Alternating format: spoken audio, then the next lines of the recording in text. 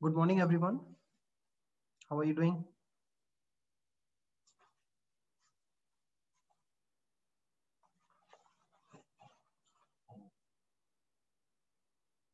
Hello.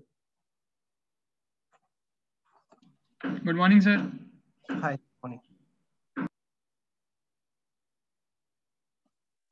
Good morning, sir. Good Hello, morning. sir. Hi. Good morning, Ashwin. Okay. So is the previous class still going on? Yes, sir.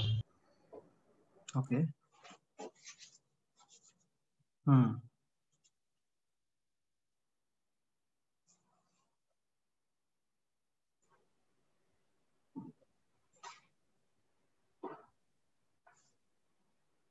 So I hope you can see my screen.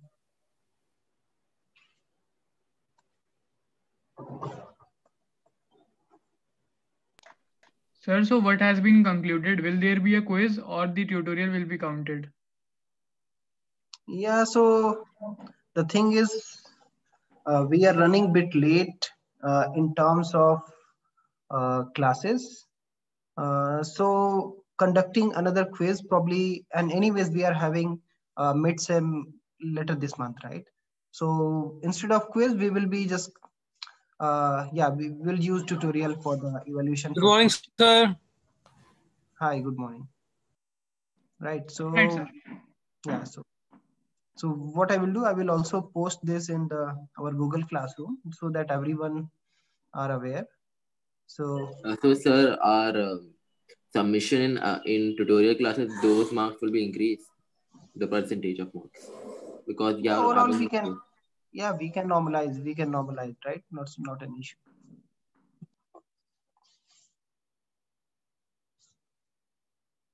Okay, so still many people are not there. Anyways, we can get started. So good morning, everyone. So let's get started.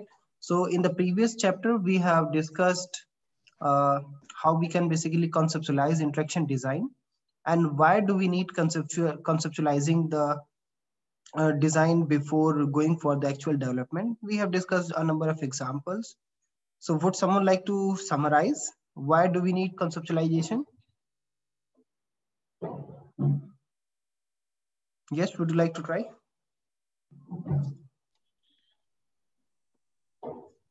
Sir, in order to conceptualize, Yeah, yes.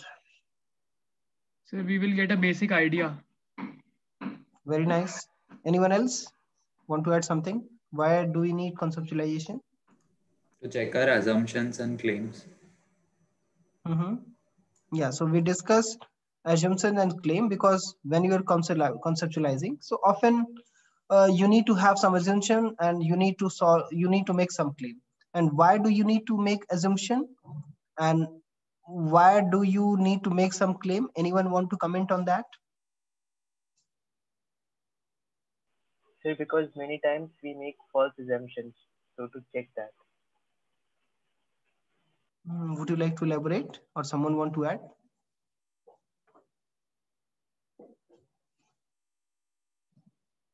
Anyone? Good morning, sir.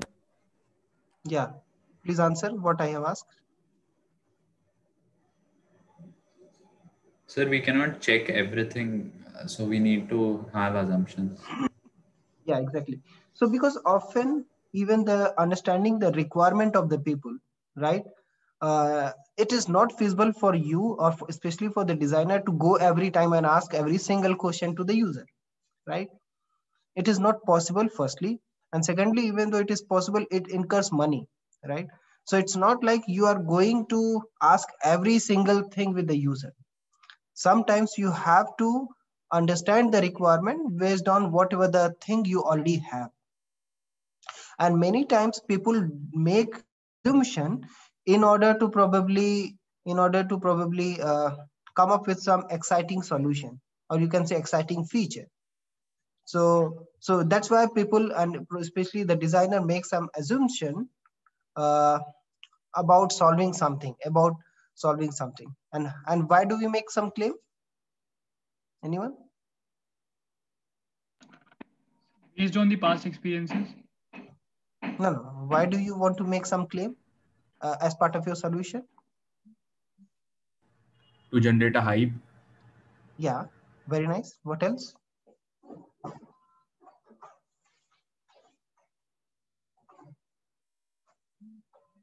Because using claim, you somehow try to tell user, definitely hype, as well as you try to tell user, target user, or probably attract their attention. So look, this is the problem which you are facing and we have solved this, right? So because once you claim something, right? So once you, for example, your mobile's battery life was very, very bad earlier. I mean, it probably lost not more than 4 hours, 5 hours. And suddenly you come up with claim, okay, so this proposed new mobile has a battery life of say 5 days. So you're claiming this, right? So this suddenly create a hype, or you can say create a buzz among the target user who are fed up with existing mobiles because their battery life was just 4 years. I mean the 4 hours, right? So otherwise, I mean, you will have to carry the power bank, like the user of Apple have shared the video before, right? I mean, would you like to carry the power bank, or would you like to carry inverter with you? So it's some kind of thing you can think of. So you need to make some claim, right? And that claim basically has to be in such a way that your claim should be in such a way that the solution that you're providing for the problem people face is being solved. And as we have also discussed in the previous class, if the claim is correct, it means it is going to boom the business. And if you are just making the false claim, it is going to somehow affect your business. It's going to create harm to your business, right? And that will basically affect your stock, your bills, and so on. So that's why there should be very, very careful consideration of whatever the claim you are making, right? So yeah, a lot of chat is going on. Great Hackya tutorial. So please focus on what we are discussing now, right? In order to, I mean, yeah, so create all those disturbance.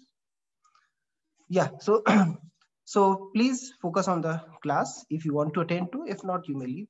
So so we were discussing about conceptualizing the interaction design.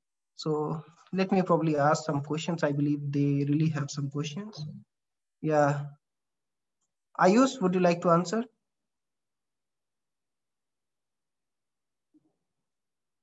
Ayush Kumar Singh, are you there? Sayam, would you like to answer?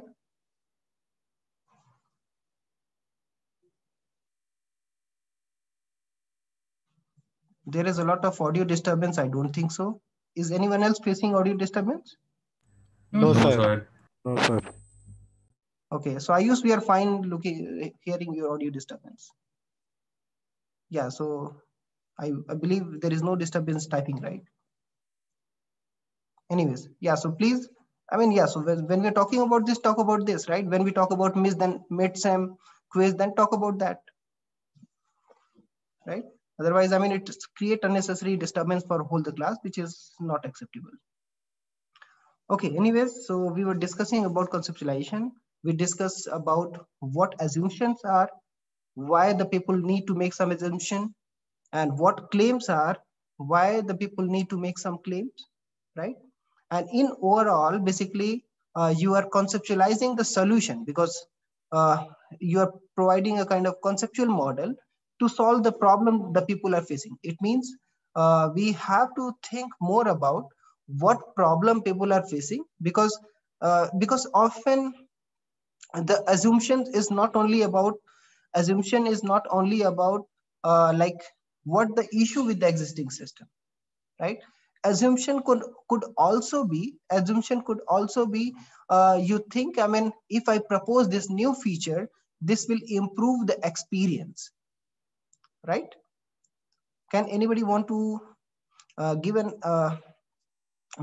basically answer, right? In terms of what if, I mean, so for example, you are say taking online class, right? In taking online class, what assumption you can, because suppose you have to come up with a better solution, or you can say you need to come up with some claim or some solution, right? What assumption you can think of in terms of if you have to improve the user experience, or you can say improve the overall learning, what assumption you can make and what are the claims you can come up with? Yeah, Rishabh would like to answer. So we can say that the student, the assumption is that student has good internet connectivity. That is an assumption we work with. Right. The And what system claim you of can polls, yes, the system of polls will help the students to vote for any particular thing. Very nice. Anyone else? Any other assumption you can make? Yes, sir. One more, sir. Online testing has helped the students better than the offline one. Yeah. Instructor can also raising hand to instructor can maintain also the have decorum. assumption. Yeah, the students are not cheating, right? I mean, they're doing a fair examination. Every Yes, sir. student have quite quite surroundings to for taking classes. Right. So very right. So similarly, I mean, like Ayush was saying, right?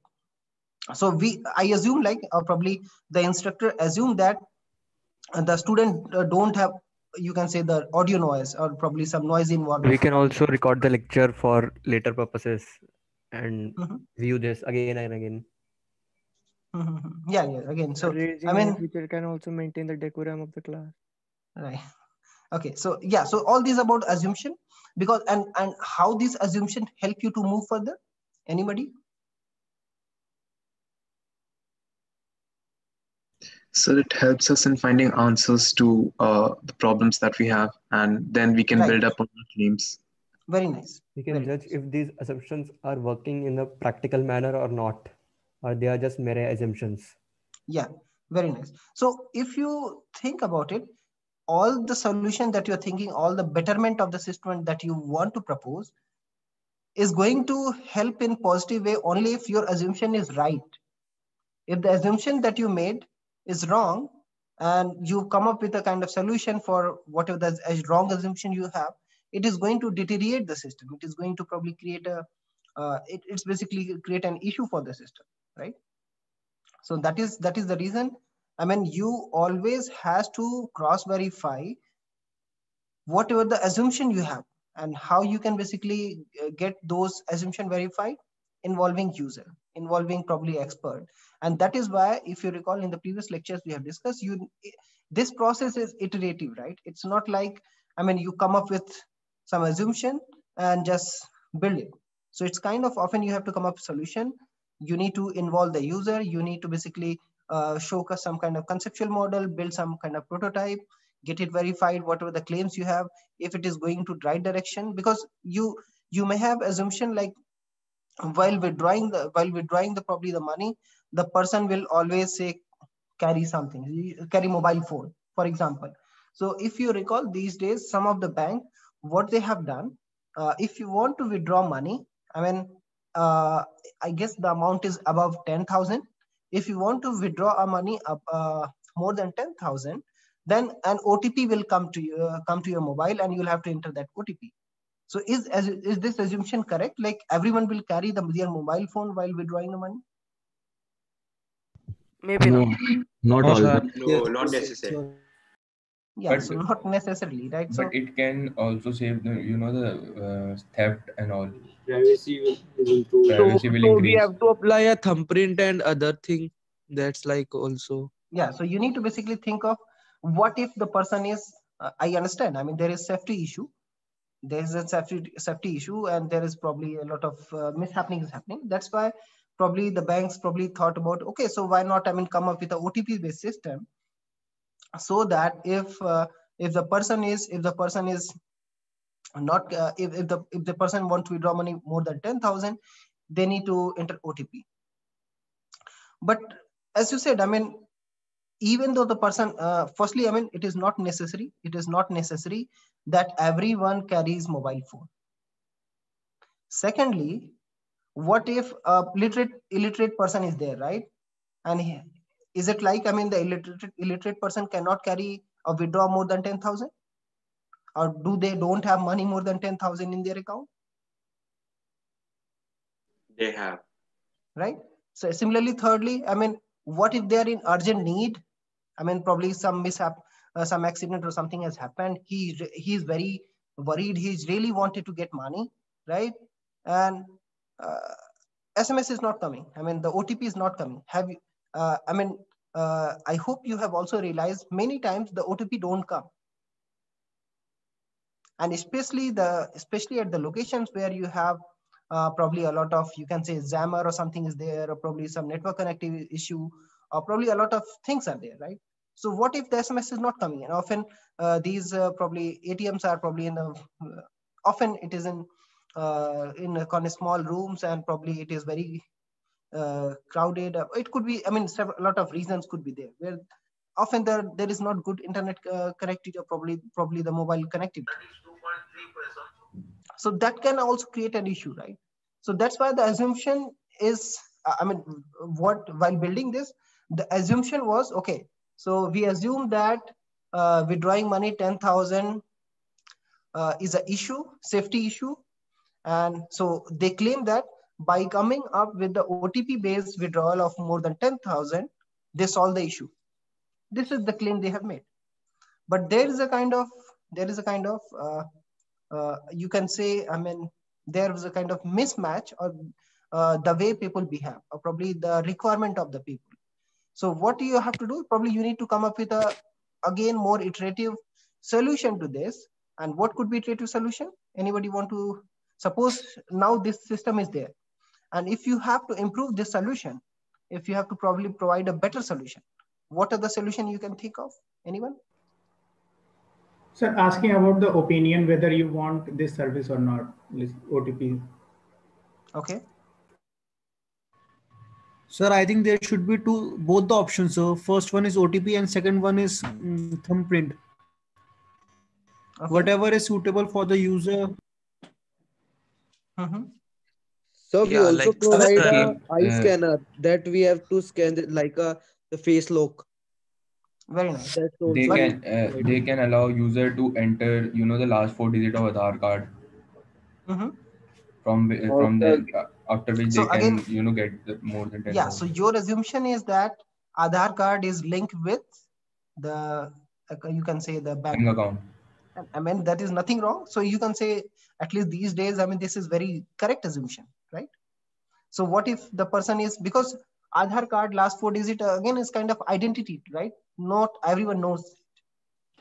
Because you can treat it as a kind of, you can treat it like you say OTP, right? So you can give an option. You can think about, yes. So even, I mean, if you recall, I mean, I believe most of you basically use net banking, and it often happens like you forget your password. I don't know if you face that, but I often basically face, because there are so many accounts, so many passwords, blah blah blah. So often happens. So often when you forget, you reset it, right? Often when you reset it, that's why that is the you can say the design concept basically included based on the different activities which is happening. So what designer have done? So basically they give an option to you, right? Would you like to reset? Would you like to reset your password using your mobile or email, or probably the last 4 digits of your debit card or credit card, whatever, right? So in this way, so I hope you fairly understand now how to come up with, I mean, definitely what is the need of conceptualizing, right? While conceptualizing, I mean, you need to have some assumption, and we have also just discussed why do you need to make assumption. And whenever you are coming with a solution, you need to make some claim, right? Again, so assumption could be right or wrong, claim could be right or wrong, right? So again, so if assumptions are correct, claims are correct, this is going to help the user, it is going to help the company.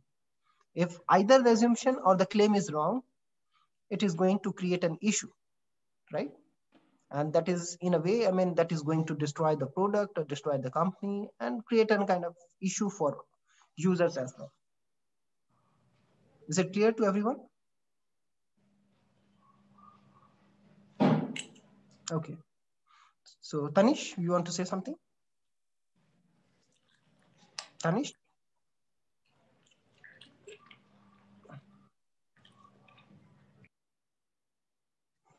Okay, so with this note, let's go next. So in the last class, someone has asked me to probably go through this part again. So let me quickly go, though I have discussed this. Yeah, so working through the assumption. So we have just discussed some of the example, why you need to make a different assumption. What if suppose you made the assumption, right? So once you made the assumption, you have to work with that, right? And so that's why so many unknowns need to be considered in the initial stages of design product. And that's why you do not, probably it is not possible for you to ask every time you to user to probably consider these unknown needs and so on, right? Sometimes you have to make assumptions. So if someone is, for example, if someone is probably, say, the refilling the, you can see the petrol, assumption is that, after that, probably the person will go and get the air filled in their tire, right? Again, so this thing you can think of.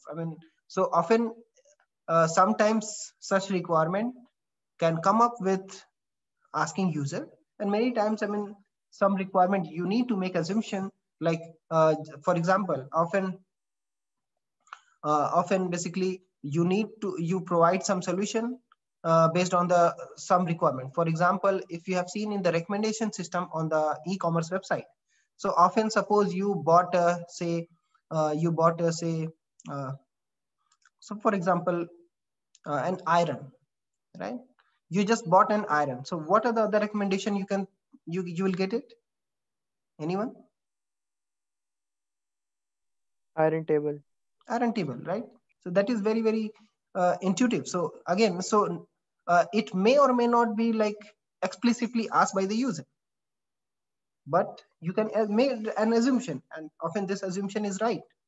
Yeah, so if someone is buying irons, yeah, so people may also ask iron table, right? So and often, like, for example, who said iron table? Anirudh, sir. Yeah. So how did you get the idea? How did you get the idea of iron table? Sir, it's related to it, that's why. It is related to that. And how it is related? Again, so suppose if we want to go into more detail, we want to justify the assumption that you have. We want to validate the assumption that you have. Where did you get this idea from? How they are related? Sir, it's the basic need for the table to do ironing. It will be easy. And how did you realize that this is basic need? You need a table for iron? It's all because of artificial intelligence. No. Before artificial, you need to go for human intelligence, right? Because and this intelligence might have developed because you might have seen somewhere, right? You might have seen somewhere like the people use iron, and in order to iron the clothes, you put that on some table and do that, right? You might have seen, or you might have read, you might have probably, I don't know, how you got this idea. So in this way, you can think, often the ideas that you come up with, they have some base. They are basically derived from somewhere. If not directly, then probably indirectly, right? Yes, so sir. yeah, so that these type of questions you need to ask yourself, designer have to ask themselves when they deal with such kind of assumptions. So similarly, suppose you're building an automated car, autonomous driving car, right? In that case, you also need to make some assumption. And ideally you cannot go ahead with the assumption which is kind of very vague and you don't have anything to support with that. So for example, let's go back to the example again. So suppose Anirudh just said yeah, so for iron we need iron table, and he has very valid reasons to say that. He has very valid reason to say that, okay, so we need iron table because I have seen that it is very common, it is related, and so on. So what if, say, someone said, no, so for once people buy iron, probably the person will also buy so for example, say milk. So this is assumption, but do you have anything to justify this assumption like this whether, because as we have agreed on, I mean, the system is, or probably the product is going to successful only if the assumption is right and probably the claims are right. So that's why whenever you have any assumption about the system or the need or the requirement, you need to justify that. So for example, here probably when you're buying iron, it is not, you don't have anything to justify. You probably, why do you need milk with that? Or probably why you need probably say utensil or something, right? Similarly, what source of inspiration were you? So these are the some related questions. Similarly, is there any theory or research that can be used to inform them, right? So that is why during the early ideation process, ask questions as much as you can, like the way I grilled Anirudh, right? Similarly, reconsider assumption, whether your assumptions is correct or not. For example, Anirudh's assumptions were right probably, but Anya's assumption was not. Similarly, and articulate. So articulate is more about clearly express and easily understand the concern. Because unless you will not understand the concern, you are not going to basically help the user by solving the problem or the problem space. So that is why you need to come up with assumption. That's fine, but that assumption should be realistic, that should be relevant and probably correct, right? Any questions here before we go further? Sir, please explain the third point. Is there any theory or research that can be used to inform them? So for example, one theory could be suppose we were taking the example of say iron and iron table, and the probably iron and milk. Okay, how many of I hope everyone have you studied probability? What is the probability of buying iron table given that the iron has already bought? You can compute the probability based on whatever all the historical data that you have. Yes, sir. Similarly, you can compute the probability of buying milk when you just bought iron. That probability will be very, very less. So this could be kind of, you are deriving this based on some research, or you can say the well-known theory, right? Did I answer your question? Sir, please explain it one more time. I'm unable to understand it. Okay, so similarly, you can think of, so let me give another example. So for example, some person is probably building autonomous driving car, right? And if you're building an autonomous driving car, so there is well-known research, it will be accident prone if you take a turn at 100 kilometers per hour, right? So there are research, there are theory which says that, if you take a turn, if more than this speed, you don't have control over the car, and that may lead to the accident. So there will be some theory or probably the research paper or some article which has investigated this. So for example, one theory or example could be, so most of the accident which happened at the, you can say, very sharp turn is because the speed was above this, right? So this is kind of, you can say, and this, all these investigation has been published in a research paper, right? So you have a kind of well-known study with you that will be work as a base for you to justify, right? If at a sharp U-turn or probably this kind of U-turn, if you take a turn above this speed, the probability of the accident is very high. Similarly, you can think of some example like probably your Newton's law, right? Newton's law provides some theory like gravitational forces, right? So when you are building something, so for example, when you're dropping something, right? When you're dropping something, where it will go? Ground. Ground, right? And why it will go? Due to gravity. And what this gravity is, it's a theory, it's a given, well-known, I mean, and all this theory is based on some research and theoretical proof and so on, right? So when you are dropping any item, probably something, I mean, it will go down.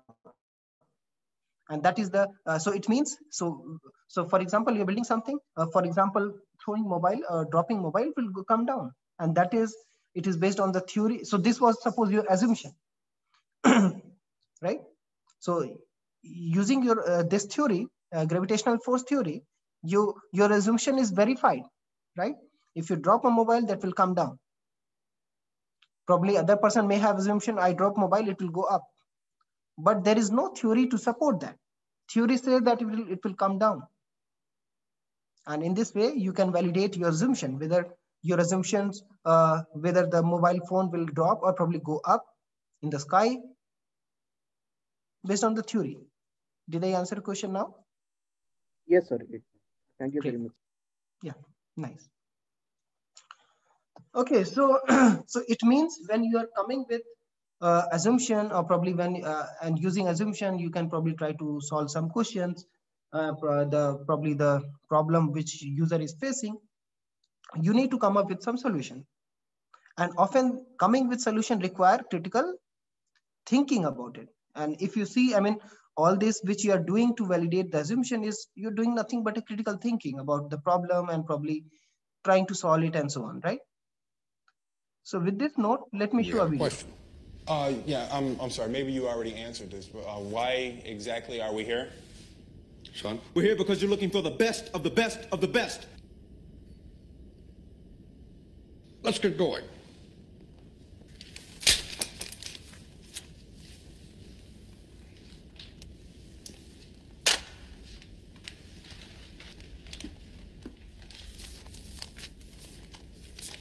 So the person said, I mean, he want to come for the best solution.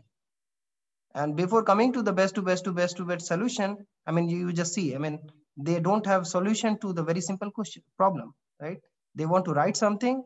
Someone is just tearing their paper. Someone is trying to find a space, the place where they can write and something. So it means you need some critical thinking. And again, so you need to probably come up with some solution. So let me complete the rest of the video. We have a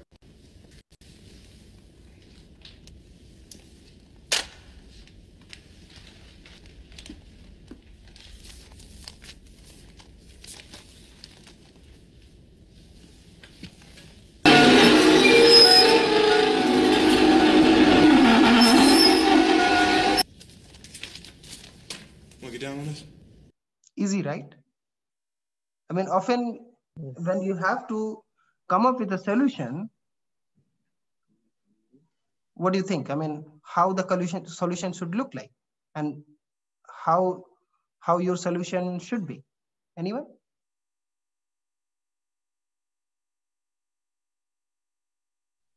Simple and effective. Exactly. It should be simple, right? It's not necessarily has to be to the best, right? It could be feasible. Simple. Feasible, right? Very nice. Anyone else? Easily formable.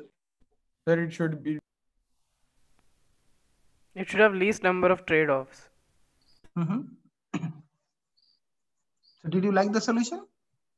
Yes, sir. Yes, sir. Yeah. So similarly in daily life, you can also probably, you can try to find solution, right? I mean, again, it need not has to be very, and one thing is also very important to note, right? Often when you coming with a solution, ideally it should be simple, obvious, very intuitive and so on. And the benefit of such simple, obvious and intuitive system is that it is very easy for the people to adopt it. Isn't it? I mean, if the solution is very simple, easy, intuitive, and probably the way people use in their daily life, right? Because for example, the way people use in their daily life, like here, the Will Smith, what he's done, I mean, the people usually write on a table. He simply fetch that rather than you see the other best solution, right? So with this note, let me go next. Yeah, so that's why you need kind of a framework for analyzing the problem space. And once you are able to do so, of course, you can come up with probably some better solution, or probably we can fill the gap, or try to probably provide a solution to the problem which other users are facing. So it means basically, so while analyzing the problem space, so you need to ask, are the problems with the existing product or user experience? Are there any problem? Are there any user experience issue or something? Because unless you don't answer this question to you, you don't know which direction do you want to go in. So for example, how about you are watching TV? Is there any issue with this? Is there any issue of watching TV? Is there any issue of user experience with watching TV or something? Anyone? TVs are not portable. TV is not portable, okay? Anyone else? So the remote is The too channel complicated. changing is an issue. Mm-hmm. So the Advertisement. Okay. Anyone So else? adjust height of the TV so that it can match our eye level. Okay. Anyone else? Some out of the box solution? Or probably just some simple solution? So the or TV best to best solution? So when we watch TV, we actually don't have the feeling of the situation what we are looking at. Okay, so you don't have the feeling. TV works on. Wait. So when you say you don't have the feeling of watching, so how you can increase that feeling? How you can improve that feeling? So like cinema halls now, like today cinema halls, some cinema halls have the facility that they actually give us the feeling of the environment, like air and How? So I don't know, but I read about VR 3D. By ambient lighting. 3D. Someone just said 3D. It means you want to introduce 3D experience so that it will probably looks more, you can say, immersive, or probably it's more better speakers. Yeah, Gurmaha, please go ahead. Better speakers could be a solution for the better feeling. Mm-hmm. Very nice. Home theater. Mm-hmm. So the TV works on direct electricity, so we can make a rechargeable one. So that Very we nice. not to, because if electricity goes off, then TV also turns off. We make it rechargeable, then doesn't. How you can? I think it's going to very. No, please wait. So it's going to very nice direction. So for example, you Like have mobile to. phone. Yeah, no. So suppose let's stay with the mobile. The TV itself. Now you have realized that people probably become so lazy, right? And people probably watching TV. It also probably cost electricity bills and so on, and people become too idle, right? What are the kind of solution that you can propose? Anyone? Very out of the box solution. Instead of using the remote, it should be voice controlled. Okay, again, but you're earlier. I mean, with using the remote control, people still using their hand, at least doing some activity. Now, I mean, Should have pop-up camera. Control app on mobile phones. Okay. So we could unify The the concept of instead of having two like different universal remotes needs to be widened. Like for example, we have universal remotes available today, but they have some constraints also. No, that is nice, but how about, because someone has combining some exercise-based actions to control very TV. Very nice. How you can do that? Some exercise based, and using that exercise, you can convert that exercise to electricity. But sir, not everyone can do, na? So not everyone can do exercise. That is fine. At least optional thing So for as the in people who want to. One by one, if someone has played with the Xbox, it works on the gesture control. Very nice. So that kind of a thing can be applied. Yeah. So And just to now- answer, yeah. Again, assumption could be right or wrong. And again, I mean, you cannot basically build something which is possible for everyone.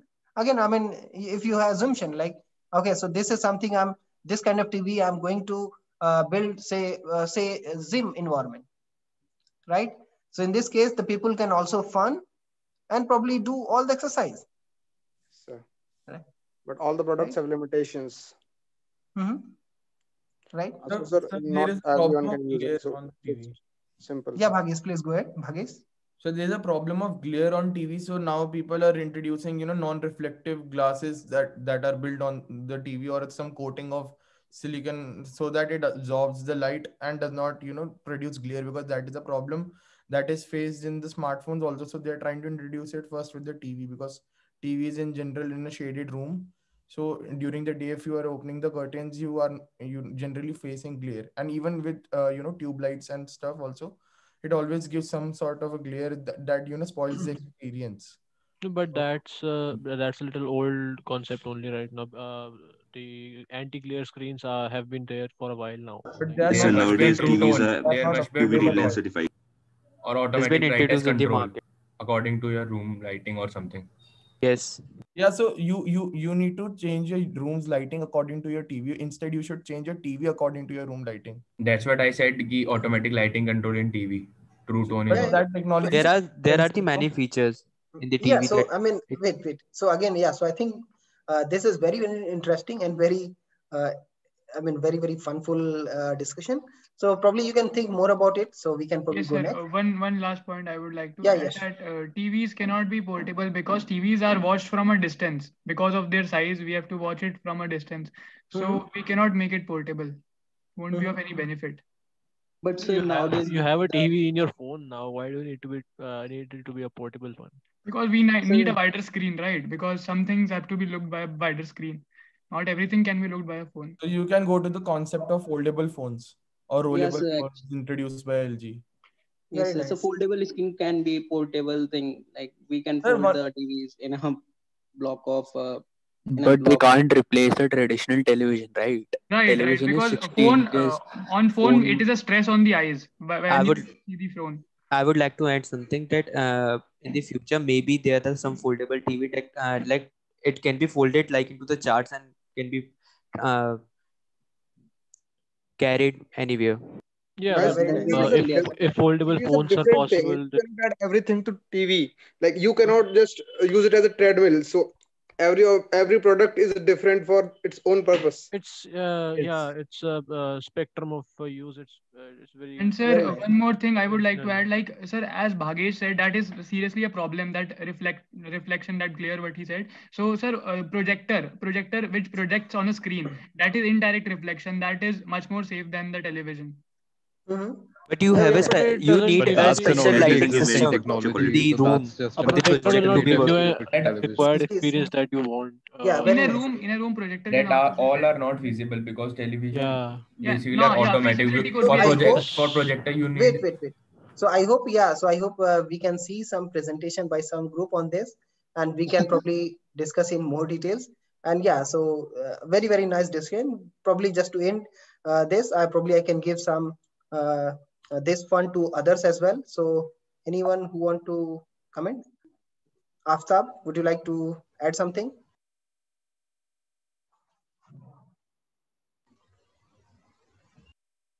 Aishani, would you like to add something? Sorry, I'm just calling some random name. I mean, in case I think, you can also participate in the fun discussion. No, sir, I don't really have anything else to add right now. Okay, no issue. Anirudh, would you like to say something? No, sir. Okay, no issue. Yeah, Shagun, would you like to say something? Yes, sir. So I think one problem with television is that on same time multiple channels run different shows. So we often have to make a trade-off as we can watch only one thing at one time. Right. Okay, very nice.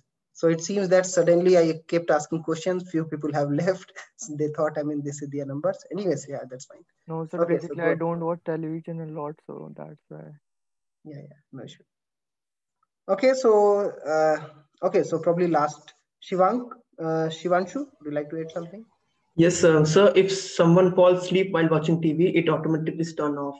We can add something like that. Very nice. Very nice. So we can add split screen feature in television also. Okay, very nice. Okay, so very, very, very nice discussion and very nice solution, out of the box thinking. Very nice. Keep it up, and so think more about it. I'm sure, by end of this 4 year, many of you will come up very such novel solutions. And so this is the. Sir, I have an option. Yeah, Arjun. Sir, there is a parental control such that we can manage our children to how much time they watch TV. Very nice. I hope you only want to track how much they want to TV, not what they want to watch. Yes, sir. Okay. Sir, I also want to add something. Like when we forgot to place the remote in anywhere and we don't know where the remote, so we can control our TV by our mobile phone. No, Very, very nice. it's have a solution. But Sir, we have a Bluetooth key, like we have attached to the TV remote, which signifies the remote where it is. Yeah. So again, I mean, you may have n type of problems, and you all have to again come up with those novel solutions. But one trade-off that companies are making now are that they are making slimmer and slimmer TVs, but in that scenario, they are making the speakers of TVs bad by day, because as they are removing the space in it, the loudness and the bass of the speakers in the TV are reducing. So they are assuming that people will in general buy their sound bars or sound support systems. That is a bad assumption because you are facing the user to buy additional stuff. Yeah, very nice. Yeah. But sir, they are also reducing their prices also. So user can invest in the speakers, quality of speaker में मतलब जो भी उन्हें चाहिए हो मतलब. But what the company is doing is that it's quality of speaker. Go on.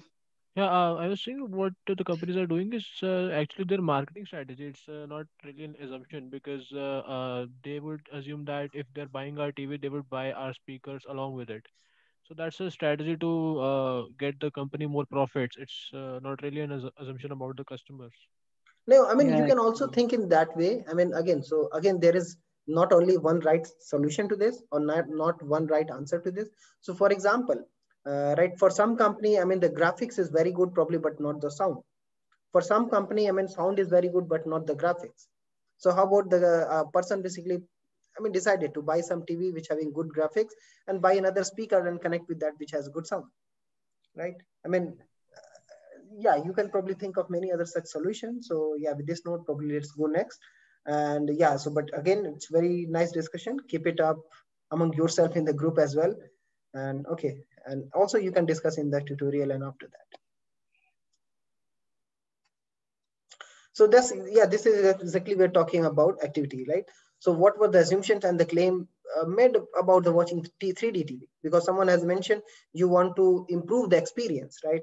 So the assumption is, okay, so if you add 3D TV, or probably what if you introduce 3D TV, everyone will be very happy. Probably the people have more experience. But is the assumption is always right?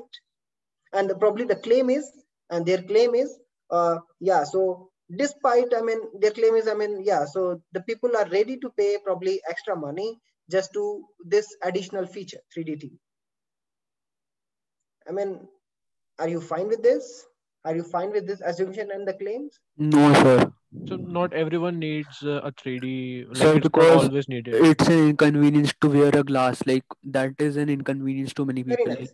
So it is not convenient for people to wear, the glass. Especially for the people like me, who already have a big glass. So 3D glass won't fit. And even if it fit, it will be very, very uncomfortable for me to wear two glasses, right? Sir, after watching like 3D movies or something for too long, we feel dizzy also. Very nice answer. What else could be? Also, sir, we are doing multitasking. So, sir, while wearing the 3D glass, we are texting, and so it will cause confusion. Very nice. Sir, and it was also like dependent upon the channel as well. Like how do they adapt to the 3D? Like not everyone is open to Sir, all the channels are not having 3D features. One by one.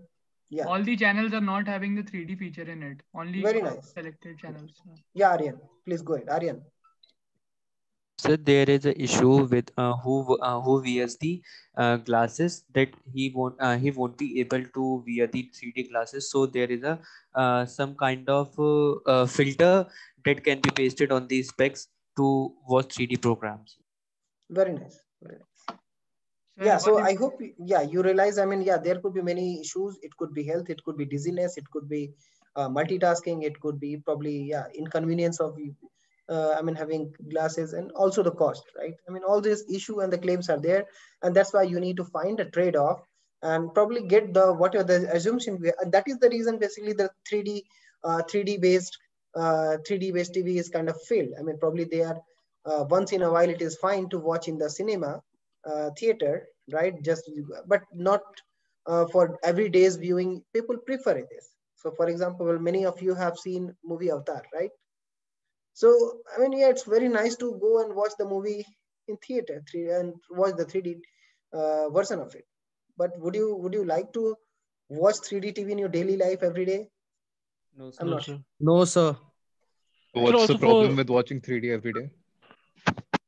you will not be able to like as someone just said, I think it was Yash or I don't know who was that, they said if you are doing multitasking, you will What do you be mean by multitasking? Yeah, like if you're texting someone along with watching TV. Texting is a two-dimensional thing.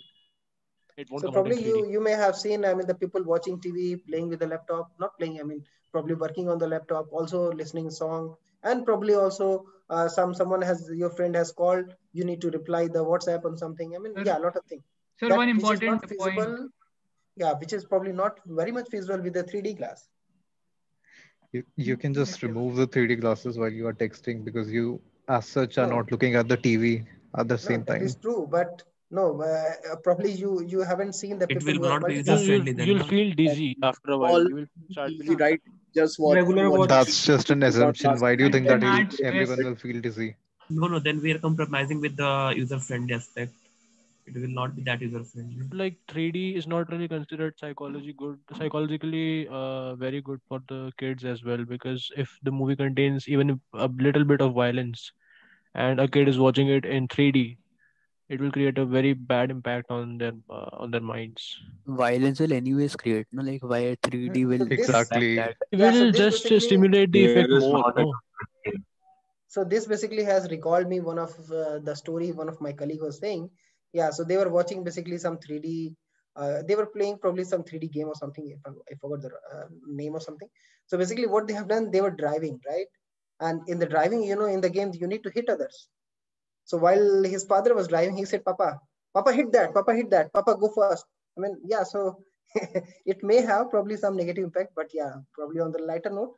But yeah, so at least the business of 3D TV suggests that it is not convenient. That's why probably it is not very popular and kind of failed. And similar thing happened with the curved TV or probably the curved monitor, right?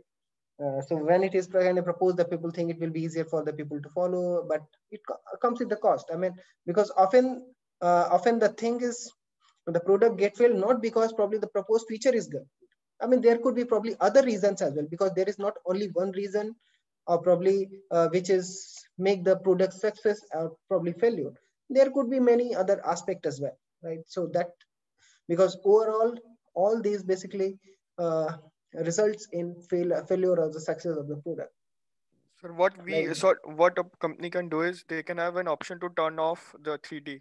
So whenever a person wants, occasionally he can turn on 3D. yeah, very nice. But if the person is, for example, watching probably 3D TV once in a month or probably once in a year, right? I mean, he probably better. Why he will probably put that much money in the TV? Again, it's maybe wrong, it may be right, but yeah. So it's more on the trade-off and so on. So probably someone can say, I mean, we can have two TVs. Probably one is the 3D room, one is the 2D room. But again, yeah. So it's all choice, it's all money and other factors. Sir, why don't they, why like we should also think about introducing virtual reality in our classrooms. It will kind of give us a feeling of the lecture. It will make us more in depth, like Yeah, sure. actually. Yeah, we should do, but we'll have to see whether we all have that. Again, the assumption is that you are thinking everyone has good internet connection, you can enter the virtual world. So now we are facing difficulty just looking at each other in the video call, how we are going to support virtual reality. So we need special cameras also for VR recording and all. Yeah.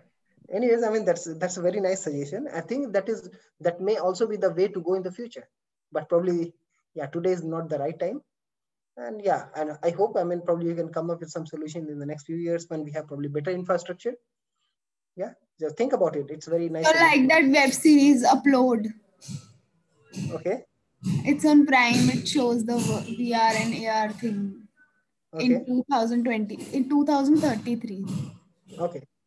I haven't seen, but so probably I cannot comment, but it might be good. Yeah, probably I can watch. Okay, so assumption and claims, as we have discussed. So yeah, we need to check how realistic is that.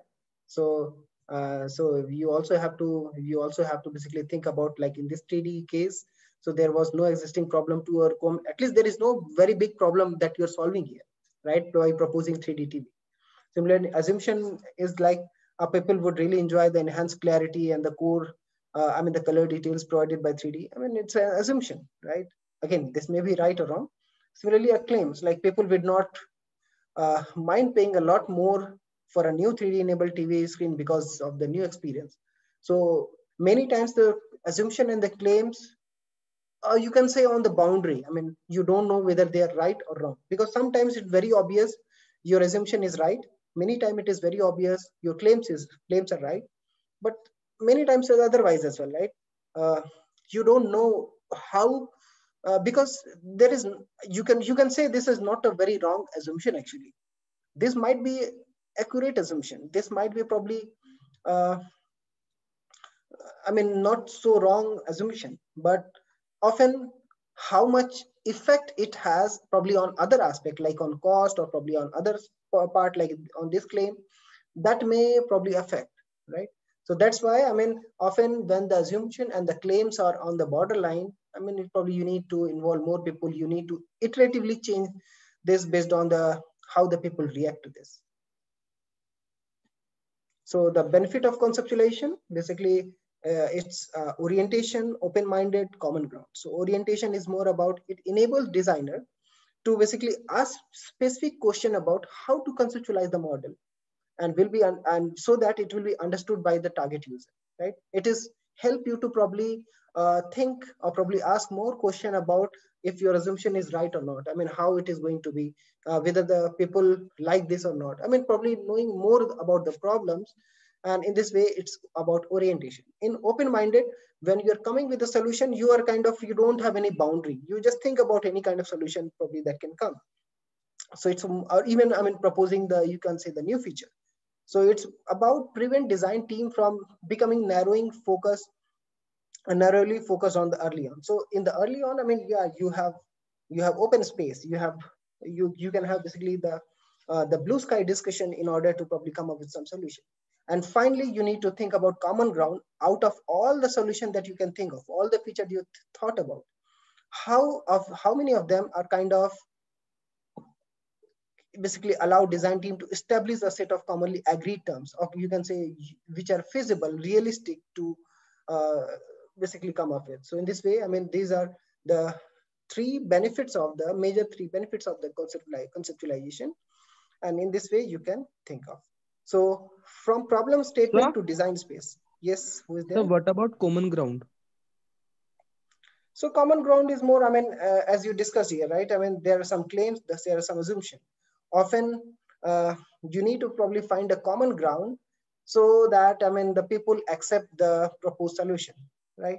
So because there is a kind of common ground is more about the trade-off, which, like you probably want to increase the price, or probably a little bit by adding some additional feature. So probably people don't mind. Similarly, some of the assumptions which are moderately well, and probably the benefit is good. You can think of, okay, so we can think of establish, or probably allow design team to probably come up with that solution. So its common ground is more about the negotiation, or probably finding you can say the trade-off between the different assumption, or probably the new feature that you have, then the other claims, or probably the other effect on the product you have. Is it clear? No, sir. Okay, so would someone like to clarify in better ways? Anyone? Yes. Yeah, Pallav. Basically, let's suppose there are 5 designers in a team, and they are working on, take an example of television. So they are working on television only. So they all are doing different researches in their fields. Let's suppose basically all are working on under television only, but they are working differently. So after after their researches, they basically in easy language they all sit together and come to some common part on which they together work for to make a product a successful, or make a for basically to include that in their products. So okay, let me just probably add 1 or 2 lines to this. Yeah, so it's more about common ground. So here, as part of the orientation, you basically understand the problem space, understand what are the specific question the user has, and a number of things, right? So it's more about, you can imagine as like you have a number of problems to solve. Open-minded is more about how the different problems you can solve, right? Again, so not all problems can be solved, and not all solution that you have is feasible. You need to probably find a middle way, or you can say the common ground, so that you can select, okay, so these are some features, or these are some questions or problem space we are going to solve with probably these given options. Because given these options, some of them are very, very costly.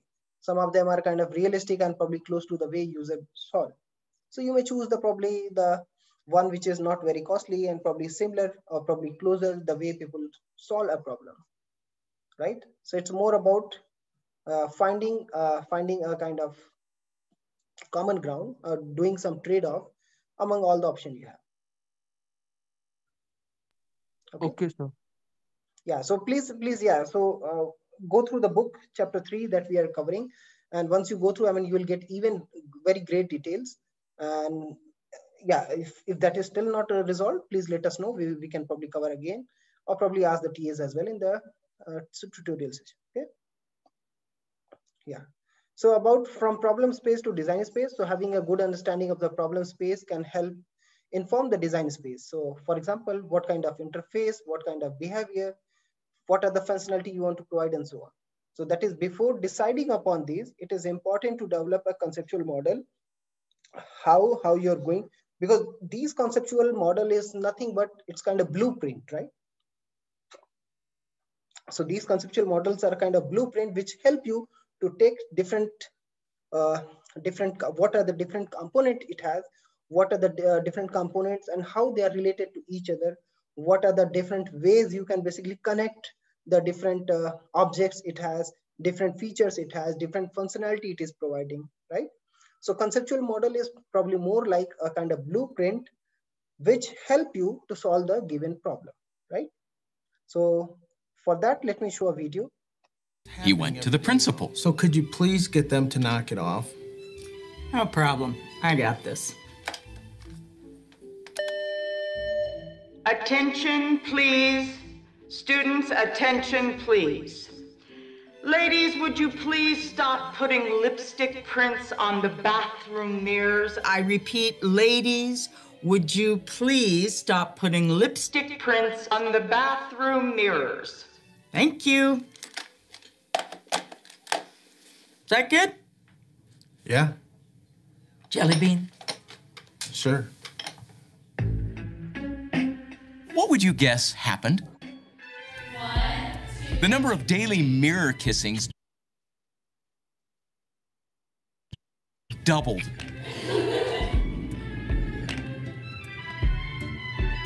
Elohio spent hours cleaning them off. That's when he got smart. He called a group of the most popular girls in the school, known culprits, down into the lavatory. Ladies, I'd like to thank you for your time. Every day at the end of the day, I have to go through an unnecessary cleaning process. I'd like to show it to you, and I'm hoping you're willing to help. If you look over here to the mirror, see these lip prints? They're greasy and difficult to get off. I go home late every day because I spend so much time on these mirrors. I'd like to show you what I have to do every day.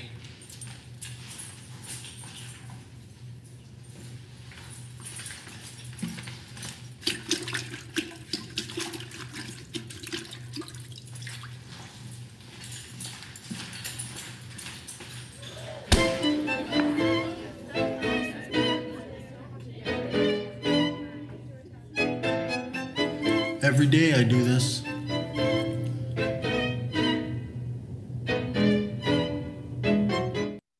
Okay, so ladies, please don't do that.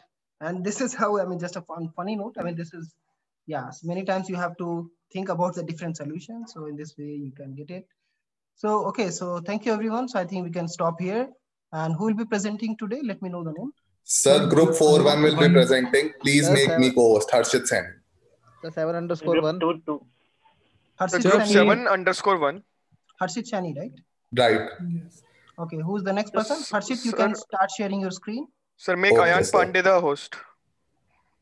Ayash. Sir, Ayan group 7_1. Pandey. Ayan Pandey. Group 7_1. Sir, can you see my screen? Yes, we can. Is that you? Yeah. Shreya, okay. Shreya Pandey, right?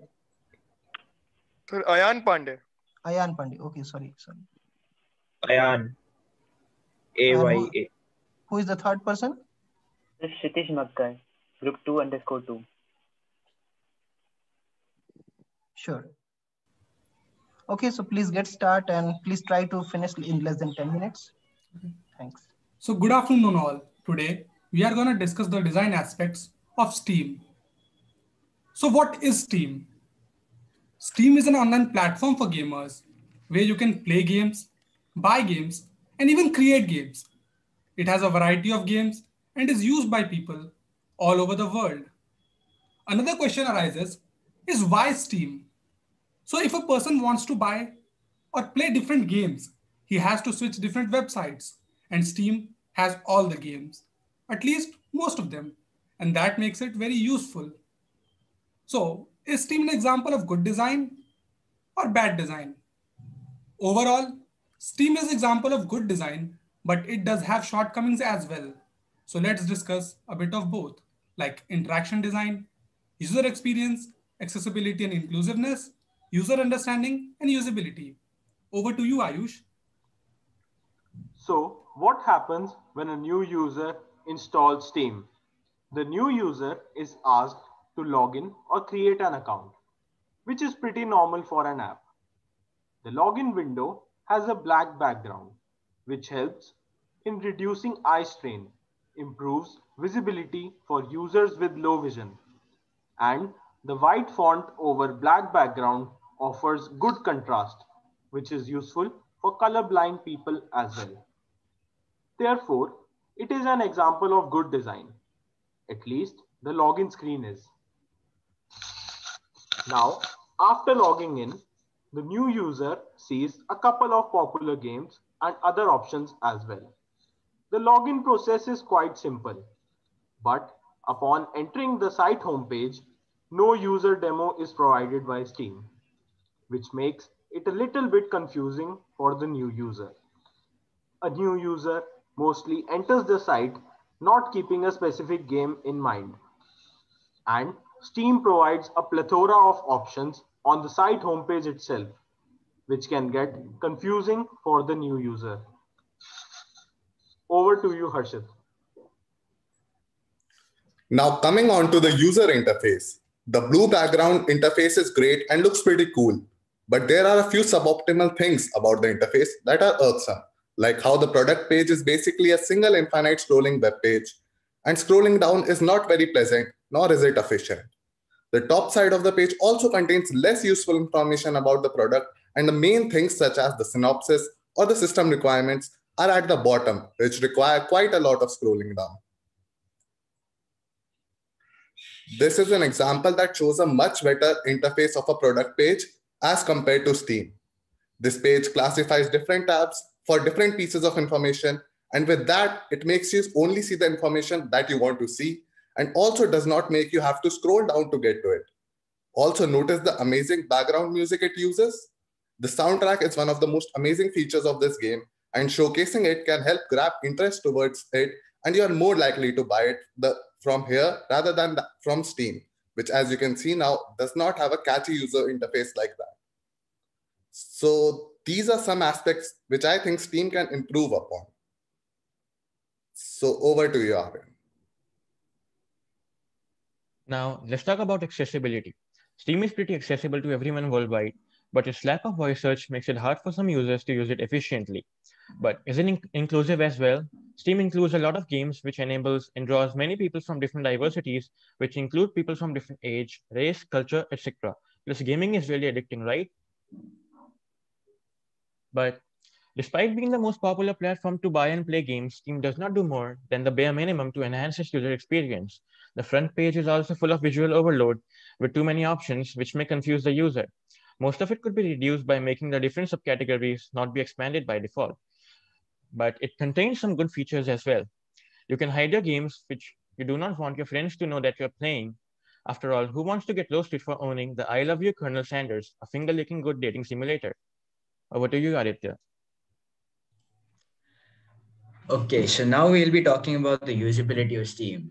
Here we'll be talking about some good features of Steam, like how its desktop clients allows you to do many things like organizing your gaming library. Say you're playing RPG, FPS, all different types of games, but you want to organize some of them, a folder for RPG, one for FPS. You want to show your fellow gamers how pro you are, so you can stream your sessions to them, and maybe advise them on improving their gameplay. And of course, you can always chat. You can always chat with your friends. In short, Steam has a lot going on, but many of its more attractive and useful elements can go unrecognized by new users and old users alike. Steam, next slide, please. Yeah, it's next. Steam also allows you to do interesting. Okay, man. Steam also allows you to do interesting things like building games. So if you want to be a game developer, you can start here and also see how well your game does by putting it out on Steam store. Although Steam is a great platform, we covered earlier that it doesn't have all the games in the world. Like say you want to play Star Wars Battlefront 2. Okay, so there you'll have to get that from Epic Games.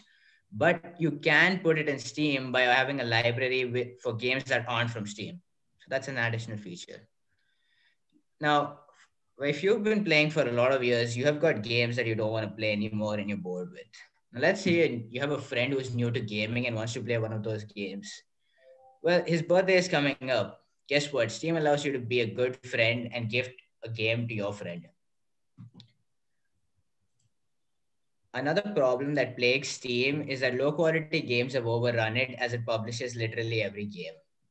And you all guys know that we waited 7 years to get a game that called Cyberpunk, right?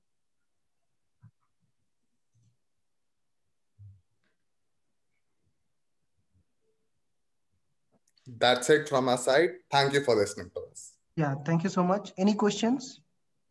Very nice presentation. Thank you, sir. Anyone? Can I ask something? Yeah, Hello? please. Yeah, please. So what's your opinion about the monopolization of the gaming marketplace that's run by Steam, how it like interacts with Sorry, you're not audible. I have another question. Yeah. Is all the games are free or paid?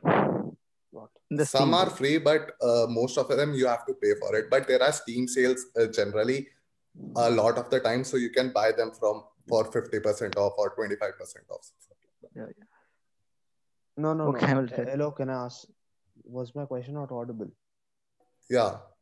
All right. Could you please repeat? No. What is your opinion about the monopolization that's been done by Steam on the gaming marketplace?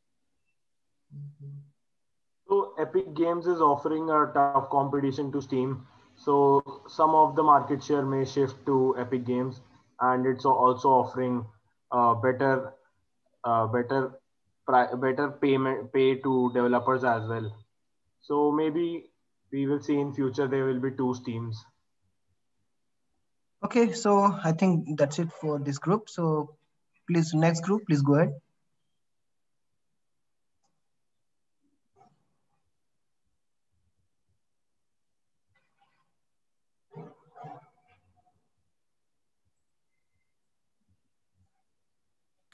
Good morning, Professor Rajiv sir and my fellow friends.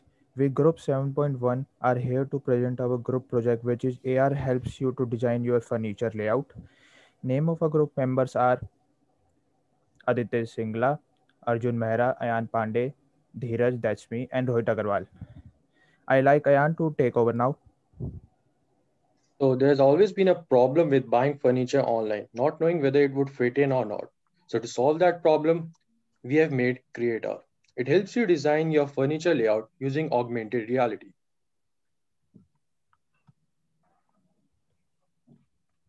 So to solve this, while researching about this, we came upon different problems.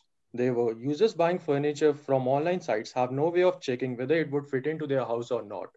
There are too many different apps and websites, so it gets very confusing for the user to differentiate between them. Buying offline is also a hassle as it takes too much of your time and you have got to get your dimensions correct. There's no single platform to compare them all. So to solve this problem, we came up with augmented reality. Using AR, you can get 98% accurate result whether the furniture would fit in or not. We have created a single app for most of your furniture needs. It's also connected to Amazon, Flipkart, IKEA, Pepperfry, and even your local traders. We allow local traders to register on our app so that they can sell their goods. There's also a direct price comparison of all the selling platforms. Now I would like to call upon Aditya to elaborate on AR. So why AR? Augmented reality is considered as a promising technology. This technology is offering an AR experience to the users with immersive solutions in various verticals. The persuasive technology is currently used for numerous reasons in different industries. And one industry which is using this technology to lift its potential is the furniture industry. Likewise, augmented reality for the furniture industry is introducing new opportunities for the future businesses. Next slide. Yeah, so with the support of AR, it is easy to broadcast hundreds of furniture designs and thousands of colors. Businesses in the furniture industry can use AR to overcome physical barriers. The AR applications can help users to virtually try on furniture to their smartphones with personalized instructions. Now over to Rohit. Next slide. Hello, I would like to talk about user understanding in our app. So basically user understanding is to planning a project structure and delivery so that we have a clearer idea of what we need to achieve, and it helps us create a more targeted products and services for our audience. So who our users are? So our user base is the common mass. We have seen many people complaining about furniture not fitting in their house or color not matching with their walls, etc. So our app serves to all those people who are looking to buy a furniture or any type of interior decoration. What they need to do, they just need to make an account on our app and take the measurements of the room or the spot where they need to place the furniture using their camera, which is in their mobile. And then they can place the desired furniture virtually using AR. And we also have added a feedback option so that we can cater to the needs of people, and they can add some reviews also there. And we periodically check about our users' behavior and how their behavior has changed periodically, so that we can see the amount of interaction with the app. Next slide. So accessibility. So accessibility refers to the extent to which a product is accessible to as many people as possible. They have despite of them having no disabilities or disabilities like temporary or permanent disabilities. Our app is based on principles of WCAG, which are Web Content Accessibility Guidelines, which ensures that any web content is accessible to all the people. Our app provides text captions for all pre-generated text so that people with hearing loss can also use this app.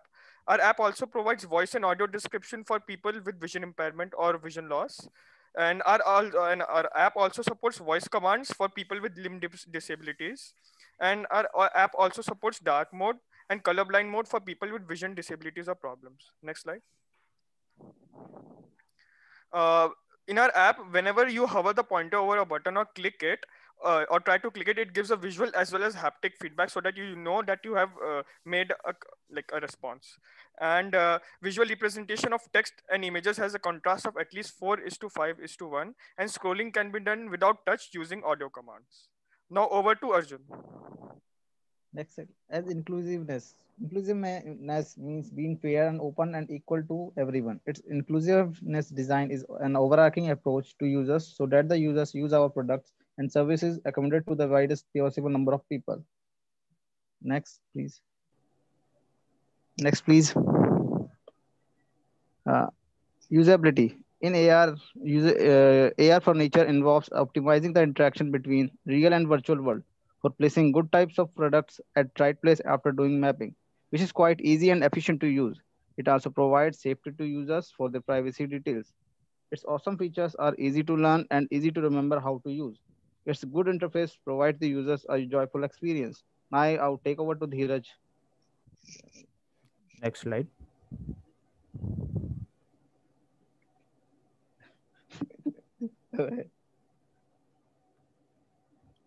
Next slide, please.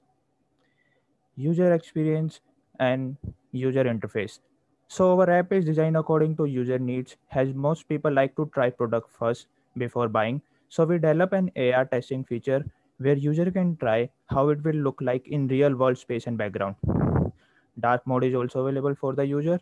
Special feature like color blind mode and voice search are also available. Now Ayan will show us the UI of our app. So we have also created a rough idea of how our app is going to be like.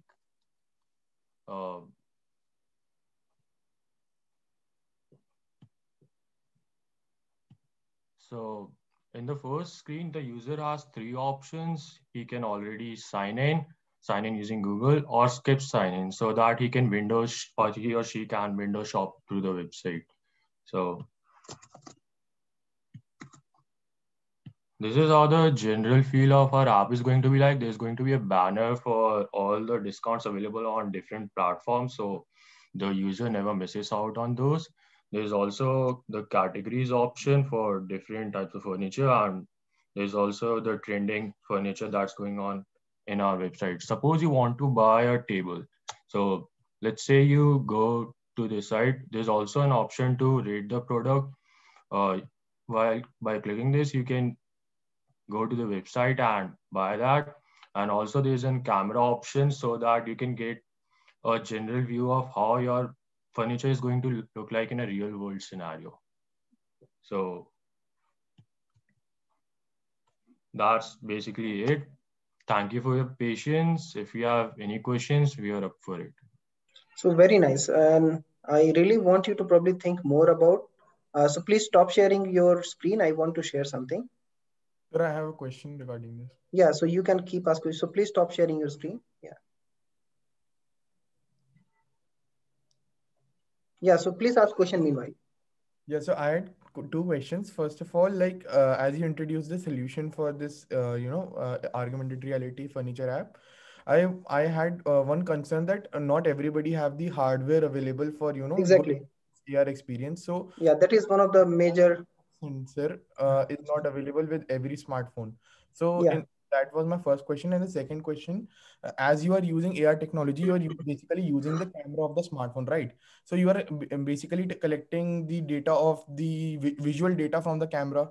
So how do you ensure that that data will not be used for any marketing or ad personalization, or will you be using it for that? So I would like to answer. So to answer your first question, what are the hard? Not everyone can use AR. I believe that every phone nowadays has a camera, accelerometer, a gyroscope, and those are all the things that you need to use AR in your phone. You can check it, like you can download an AR app from the Play Store and see whether it would work or not. But you are putting an object on the actual surface, right? You are suggesting how will it look, almost like you are going to achieve something like almost what will it look like in physical sense, right? Yeah, exactly. Wait. So yeah, so I would like you to basically, let me play this video first, and then probably will answer. Today, I'm going to be demoing Group 2's application, IO. IO provides interior design solutions and allows individuals to experience their interior design choices from the comfort of their own home. We take an area such as the one which we're in, which you'll see in a moment, map the area, place furniture and other objects across the entire room, and then we can manipulate each The object. video is not visible. The application. It will become. First, we're going to open up AR Core on this phone. This application is based off of Unity.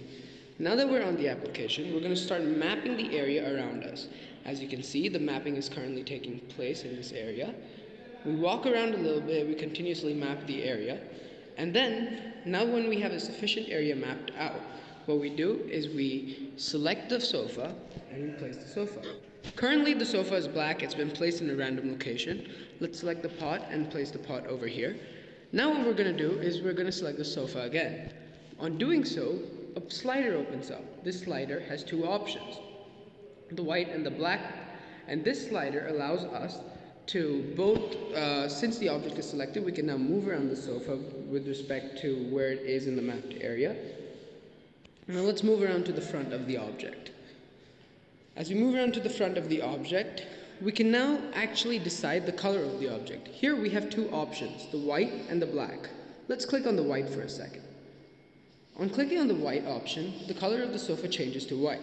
The pot itself has no change in color when this happens continuously with the sofa. We can iterate to colors of different objects without affecting the other objects around them. And that's the major AR part of Isle. Another important feature of Isle is to toggle the VR mode. By toggling the VR mode, an individual can then put on a VR headset and, standing in the same location, see what design solutions they've set up around the room. When you have to exit the VR mode, all you got to do is tap on the screen and you go back to the setup that was there before. Thank you. So this was one of the course project built in my previous class, and basically this is made by one of your TAs, Anish Bharadwaj. So if you want to know more about this, so please speak to him. Please speak to him, and it is one of the very interesting. And in fact, I mean, later on he further improved this significantly. Many other features that you can think of, he has already published that. So especially to the group which has just presented, I strongly recommend you to speak to him. And definitely you can think of more, you can think of probably, you can think of more features or probably the thing that you can develop or probably do. But yeah, so please have a call. So because there is something called MR, right? So often the AR and VR has their own limitations. So how about the coming with something mixed reality? So with this note, I would like to stop and please go next group, last group, please go ahead.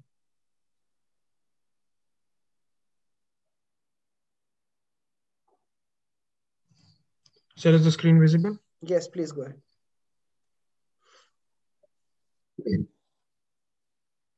Good morning, everyone. Thanks for being here. I, Kshitij, with my group members Mohit, Ishan, Vineet, and Divit, are going to present our visualization project. This is a brief lineup of what we are going to present today. So, as the education system shifts to digital modes of teaching, it gets harder for students to concentrate. Plus, the level of content delivered is not up to the mark with possibilities of the digital methods. Thus, there is a need of upgrade, a need to make the content delivered more immersive, engaging, and fun. Now over to Divit. For a solution, we propose a tool that can create interactive visualization, simulation, and animations in a simple and flexible manner. Since mostly presentations are used for teaching purposes, so a tool that can be integrated within the presentations will provide the best of the both worlds, giving an immersive study experience. It would be like matching the quality of live study session with that of a pre-mode high quality educational video.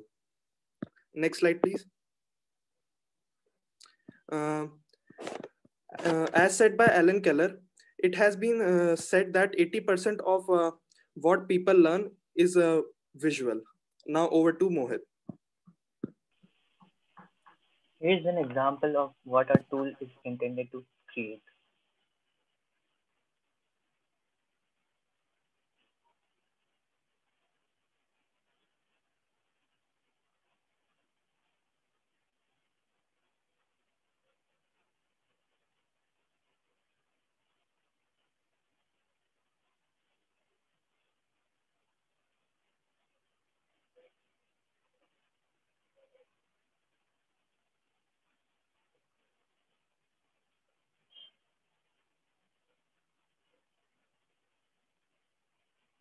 Yeah, so I hope you can skip some part of the videos. No need to play full.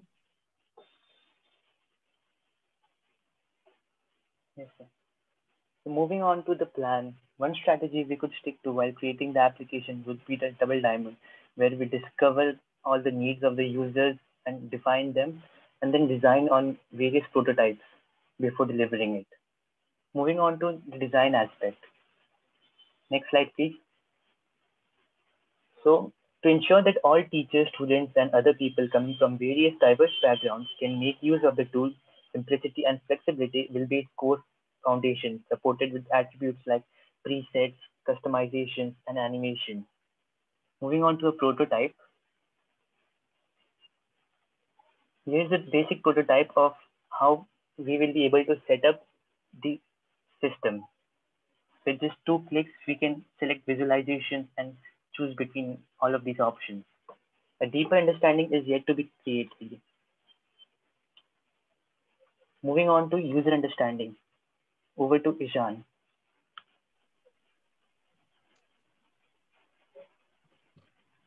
Next slide.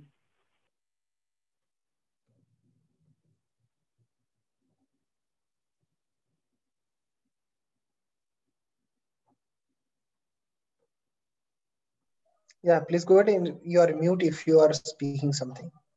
Next slide, please. Yeah, so user understanding. So our idea basically works on 3 basic principles, that is simple, easy, and effective. As a main target audience, the main target user base are the students and the teachers. We can surely say that online learning has been accepted globally and we have to live with it.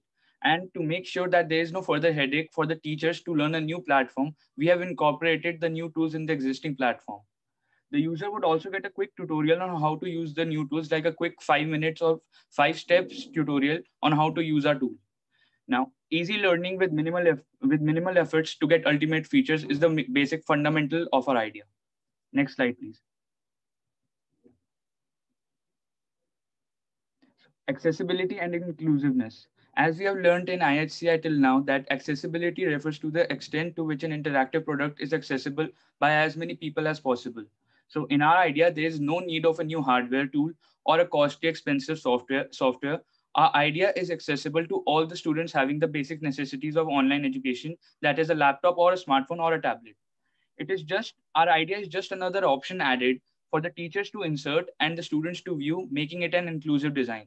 As we all know that for a fact, that learning through images and visuals, as stated in the previous slide, 80% of what we learn is visual, is always better than written formula or the written text. Our concept makes it better by introducing features like 3D graphs and animations. You can see the image over here of what our basic idea would be, like the 3D graphs. Now, over to Beneath. I would start by emphasizing the user experience aspect of our project. Learners' level of motivation and engagement with study material is greatly increased through taking advantage of interactive learning. The next step to elevate the level would be to start working with animators and storytellers to enhance lessons in subjects like history to a new level for students of all age groups, as we start embracing the impact of not just online classes but also smart classes to get out from the laborious loop of rut learning that has been deep rooted in our education system for years. Interesting content is just one touch away from instructors to add creativity to their work, and not just multi-million-dollar companies who charge unfair prices for education that should be easily accessible to all in this modern day and age. Next slide. Coming on to the usability part of the project, innovative tools in form of automation and automated course authoring tools will lead to lower development times and cost, maximize the effectiveness of e-learning with responsive web design that allows resources on the go, allowing flexibility, as responsiveness allows users to experience the highest readability possible on their devices, a more secure cloud to avoid cybersecurity threats, to offer a carefree learning experience. Implementing strong integration of our application with other platforms such as Google Classroom, Microsoft Office to maximize utility, and providing liberty to instructors to personalize interface as per their requirement would be a key aspect for easy access to various tools available. Next slide. At the end, I would just like to conclude by stating that although other platforms such as GeoGebra and Mathematica exist, they are static and less interactive, and also limited in many aspects, thus not widely used. Our idea is to expand the boundaries of what's possible and deliver a versatile application that empowers both teachers and content creators across all states of society to bring their imagination to life and convey it in a way so as to make education an unimaginable experience that is open and accessible to all. That is it from our side today. Thank you. Very nice. Any questions from anyone? Okay, so probably very quick question. So how do you differentiate with the some recently proposed, recently learning system like Coursera or something? So those systems, for instance, like Byju's or something, they charge 70,000, 1 lakh for that, and that is not accessible for most population. And our idea would be that so that the instructors can use this from their side at just one touch, that is one touch away from them, and they can add at their own expense so that it is available to all. Okay. How you manage And the how it cost is to be different more? from how it is different from Khan Academy, or probably something which are kind of free to access? So Khan Academy is still videos, and they're doing very great work, and we appreciate that. But this is for the instructors who, like instance, we are doing our maths classes, our DC classes, and all of that is just through what we do in our classes itself from our original classes that they do on their boards. So they can add on to their PPTs itself, that it will be from their side of things, so that it can be in their way of teaching. Okay, thanks. Any other question from anyone? Okay, so if not, then thank you everyone. It was nice speaking to you again, and take care. Bye.